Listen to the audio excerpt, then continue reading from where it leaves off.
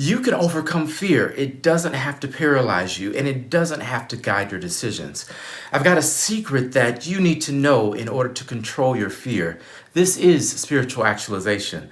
My name is Rucker. I've got my green tea. Let's get into this.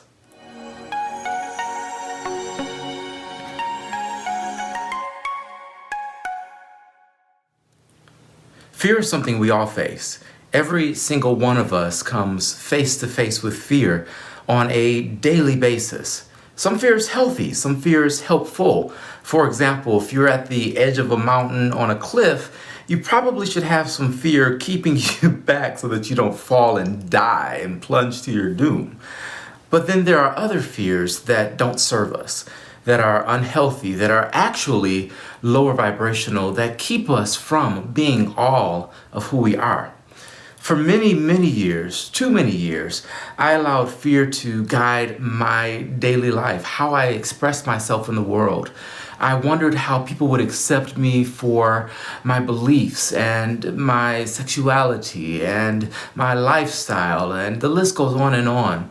The voices of those that really cared about me, my mother, my grandmother, my father, all of those voices were in my head saying, don't do this, don't show that, be careful about that. And it really held me back for a long time. Why? Because that fear was keeping me from being my authentic self. When you reach a spiritual awakening, it doesn't mean fear just disappears. It simply means you become more aware that that fear is present.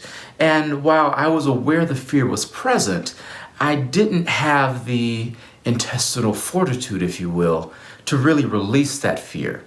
Now, I don't think that we'll ever overcome fear because fear is not something to be overcome. In fact, as I mentioned, fear can be helpful when in the right framing or the right circumstance.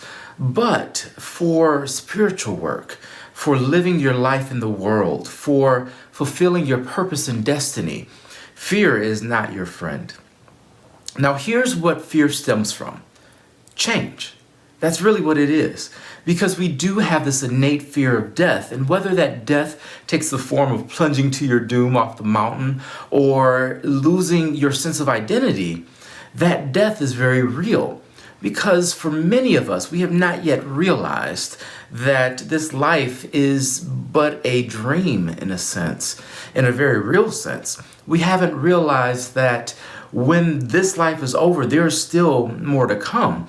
We think that our life is permanent and our identity is etched in stone, but the reality is our identity is just here for a moment. And in fact, it changes moment by moment. You are not the same person you were 2 minutes ago when this video started. Why? Because you've absorbed new information. Quite literally, you're not the same physical being because probably thousands, perhaps millions of your cells have died and others have been born to replace them. You've shed hair and skin cells, so there were things that were attached to you at one point that in just this 2-minute window are already gone. So you quite literally are a different person in this moment than when you first began this video. And when you realize that nothing is permanent, that your identity isn't permanent, that your existence as you are isn't permanent, then death doesn't seem quite as frightening. It doesn't have quite the control over you that it would if you didn't understand that all of this isn't permanent. Have you ever seen a river flow or been to the beach and had the waves come across the shore and you see them crest and it's beautiful and it's lovely? It doesn't appear to change, but you know that water doesn't stay where it is.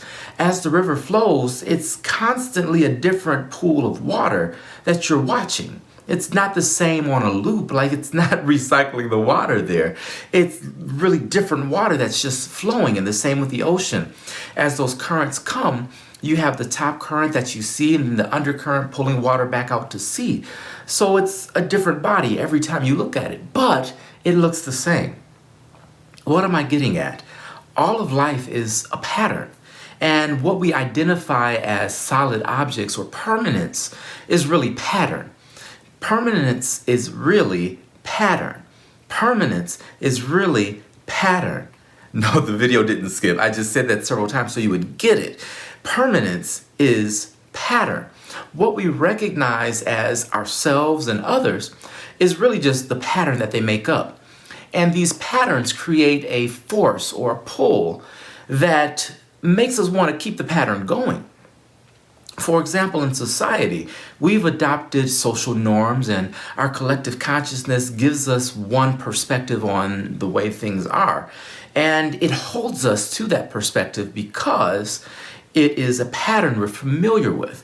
And that pattern generates almost a gravitational pull that paralyzes us in a sense, that holds us down. Like gravity is good. It keeps us on the earth so we don't just float away. And it's something that if it's too much of a force, it squishes us, right? So some of these patterns that are generating these forces aren't allowing us to grow or move or thrive in the world because they're holding us hostage to how things have been. Well, fear is really us just trying to maintain homeostasis, trying to keep things as they are. However, it's an illusion because things are constantly changing. Nothing stays the same. You are not the same person you were 4 minutes ago when this video began. You're just not. And even if you don't agree with what I'm saying, you still heard it and it's still entered into your consciousness. And so you are a different person. You have a different spiritual, emotional, physical, and mental body every second of every day because you're constantly evolving and growing. That doesn't mean you're not who you are, because you are who you are. You are that pattern that makes you you. And that pattern is ever changing. It never stays the same. So trying to hold on to things tightly, that's where we get stressed from. That's why we suffer, because we're trying to do something that I always tell you nothing is impossible. Well, stopping change is the one thing that is impossible. You can't stop change. It's just the way our design is. Like reality is built on constant change. It never ceases to change. And you've heard the expression, the more things change, the more they stay the same. Well, that's that pattern thing. Think of a job or a company. The people there go in and out. You have a different boss. You have a different job responsibility, but it's the same company. You may serve different customers, but it's the same company. Well, it's not the same company in the very literal, absolute sense. It's a different company every time you acquire or lose a new customer or a new employee is onboarded or someone leaves. It becomes a different company, right? If it's different, it's not the same. But yet we perceive it to be the same because the pattern doesn't change. And that's really what this life is about. It's about recognizing the patterns and then creating substantial shifts that then interrupt these patterns so that we can evolve. When we talk about vibration and consciousness, what are we saying? The frequency that you're tuned to gets you a certain result.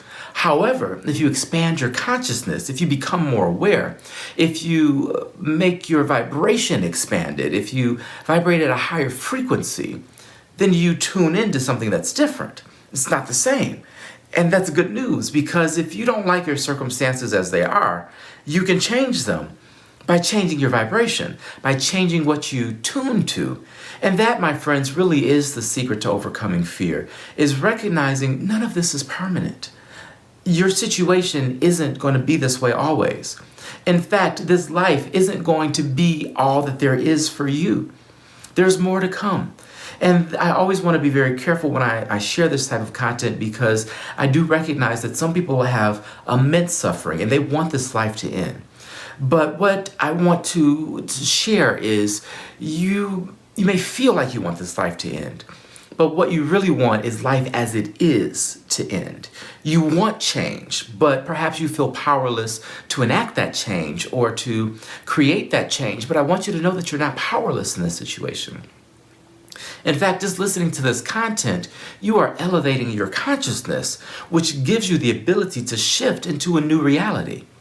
A lot of times we talk about the law of attraction and attracting the things that we want. I really have a problem with the law of attraction, and I used to be a big proponent. Yay! I'll never forget when it first was introduced. I was like, hey, that's just faith. Have what you say. Like I was, in the Word of Faith church, Christian church, and that's what we taught every Sunday was have what you say, believe it, receive it. And that's all the law of attraction really is. But what I've come to discover through awakening and expanding my consciousness is the law of attraction is limited. And it's great if you haven't even gotten there yet, but it really is very, very limited because what it says is you don't have that thing you desire. And even that desire is saying you don't have it, when in reality, we have all things. Everything that is within your reach. You have it now. You just have to tune into it. I've used the example before and I'll use it again. If you had a radio and it was off, you wouldn't hear any sound. That doesn't mean the frequencies aren't coming through. That doesn't mean that 98.7 isn't broadcasting. You just have to turn on the receiver. And that's all it is with life. You just have to turn on the receiver and tune to the station that you want to experience the life you want. You have all that you desire already. You're not striving to get it. You don't have to chase it. You're not trying to hunt it down like it's running from you. No, the good thing about the law of attraction is it does tell you that good things, that abundance is literally hunting you down. It's being attracted to you. You don't have to go after it. It's coming for you. And that's important to recognize, but also recognizing that you don't have to try to manifest it because it's already there. You don't have to try to create your world because it's already there. You just have to tune into it. And while that may sound a bit like semantics or a very small difference, it's massive. Understanding that you already have all that you need, wow, that's a different perspective. Think about the way you frame your life. If you frame your life in the idea that you're not enough, that you have to have more in order to be happy, that when you get that promotion, then you'll be happy. When you have kids, then you'll be happy. When you get a new car, then you'll be happy. When you retire, then you'll be happy. When you pay off your house, then you keep putting off your happiness to these future events that never come. That's not ideal. What's ideal is recognizing you can have that happiness now, and you're just going through a movie. You're an actor on the stage. You are Kevin Costner in The Bodyguard. I think he was in that movie. I don't know. But anyway, you're Kevin Costner in The Bodyguard, and you know the end of the story is you win, right? you save the pop diva. That's what happens in your story. You can rewind and play it over and over again on the scene where you're getting shot, or you can let the movie play, recognizing in the end you save her. And that's really how life is. Recognize you have all that you need already. Just walk it out. I feel like that's a dance. Walk it out. Walk it out. I don't know. I'm not hip if you didn't know. That's one thing Will is not hip. But he's awesome. And you know what would be really awesome? If you hit the like button. You knew that was coming. I need you to hit the like button so that YouTube knows you are enjoying the content, or at least watching it, so they know someone's engaged. If you don't hit the like button, it's as if you didn't even watch the video. So hit the like button. And as you hit the like button, you manifest riches. I'm just kidding. You really just help me with that and help others find this content. And as you help others find this content, you really do a service for humanity, because as we all awaken, as we expand our consciousness and become more aware, we ultimately become more loving. And as we become more loving, we become more kind, more generous, more of ourselves. And that's better for us all. I want to thank you so much for watching this video. As I always say, you are not a drop in the ocean. You are the entire ocean a drop. So have no fear. You are the entire ocean in a drop. So have no fear. You are the entire ocean in a drop. So have no fear. Because this is all a pattern, and you can interrupt the pattern. You can change the trajectory of your life. You can tune into the reality that you choose. You're not stuck. You just have to wake up. So I love you. Love yourself. I'll see you in the next video.